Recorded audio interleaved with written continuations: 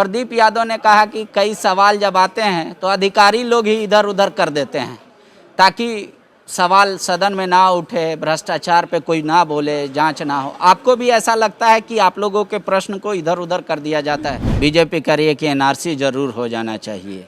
आपको लगता है वाकई में ये इतना गंभीर मुद्दा है? तो भारतीय जनता पार्टी के लिए धार्मिक ध्रुवीकरण के अलावा और इसका कोई मुद्दा नहीं है। पेयजल को लेकर वाकई में राज्य सरकार, ये वर्तमान सरकार आपको कितना गंभीर देख रही है? क्या वाकई में सिर्फ आंगनबाड़ी केंद्रों में आरओ लगा देने से ये समस्या का समाधान? आमतौर पे जो युवा हमेशा जवानी में कामरेड होते हैं, उम्र बढ़ते बढ़ते वो कामरेड कम हो जाते हैं, फिर वो बीजेपी, जेएमएम, कांग्रेस इस टाइप के होते हैं।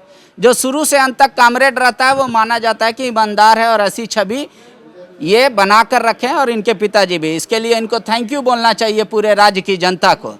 लेकिन मेरा सवाल ये है कि प्रदीप यादव ने कहा कि कई सवाल जब आते हैं तो अधिकारी लोग ही इधर उधर कर देते हैं ताकि सवाल सदन में ना उठे, भ्रष्टाचार पे कोई ना बोले, जांच ना हो। आपको भी ऐसा लगता है कि आप लोगों के प्रश्न को इधर उधर कर दिया जाता है?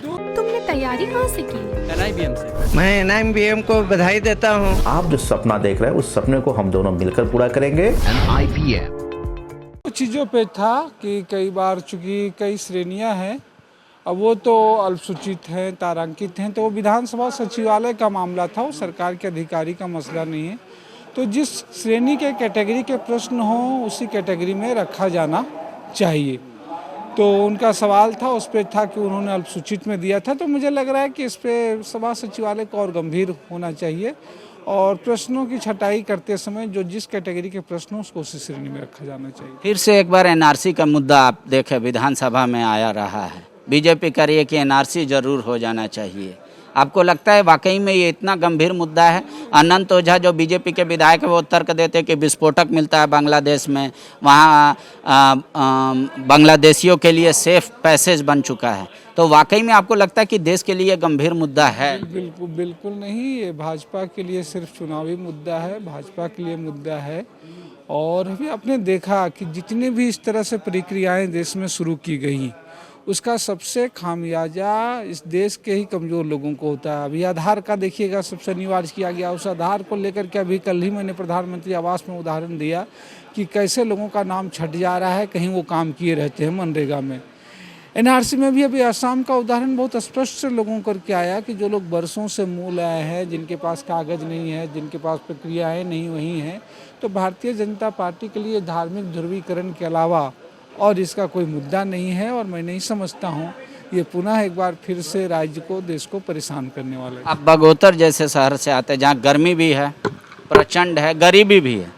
पेयजल का आज जब बजट पढ़ा जा रहा था या बजट रखा गया, पेयजल को लेकर वाकई में राज्य सरकार, ये वर्तमान सरकार आपको कितना गंभीर देख रही है? क्या वाकई में सिर्फ आंगनबाड़ी केंद्रों में आरओ लगा देने से ये समस्या का समाधान? बिल्कुल नहीं। अगर आप सरकारों के जवाबों पे गौर कीजिएगा कि कल तक वो सरकार, जब हैंडपम्प की बात होती थी तो सरकार यही करती थी कि हम भूगर्भ जल को कितना दोहन करेंगे, इसके बजाय हम जल कल योजना जो है शुरू करेंगे और बृहत लेंगे। लेकिन ये जो जल कल नल योजना जो शुरू हुई है जल जीवन मिशन के तहत, उसका भी केंद्रीकरण झारखंड में भूगर्भीय जल स्रोत हो गया है। वो बोरिंग करके, डीप बोरिंग करके, और वहाँ पहले से ही देख रहे हैं, खुद आंकड़े जो आ रहे हैं अभी पिछले 10 साल में 6 मीटर पानी आई।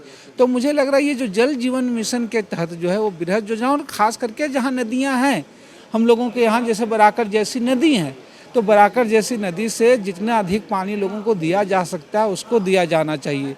फिर अगर आप देखिएगा अभी जल जीवन सरकार कितनी गंभीर है, जल जीवन मिशन का जो प्लानिंग बनाने में ही गड़बड़ियाँ हुई है, क्योंकि आधे से ज़्यादा प्रखंडों में इनके जेई हैं ही नहीं, कंसल्टेंसी को दिए नहीं, तो योजनाएं बस थोक भाव से बना दी गई। और इसीलिए हमने कहा कि कहाँ बोरिंग होगी, कहाँ डीप बोरिंग होगी, तो कहीं इसका भी होगा स्वच्छ भारत शौचालय की तरह नहीं हो कि कहीं टंकी बना हुआ है, कहीं बोरिंग बना हुआ है, कहीं पाइप है, तीनों का कोई तारतम्यता नहीं है। तो चूंकि जल जीवन मिशन अभी चल रहा है तो इस पर सरकार को गंभीर होकर के इन गड़बड़ियों की सुधार कर लेनी चाहिए। एक आखिरी सवाल, पिछली सरकार वाटर लेवल बढ़ाने के लिए डोभा योजना शुरू की। आपको याद होगा कि गांव का पानी गांव में, खेत का पानी खेत में करके डोभा बनाए गए।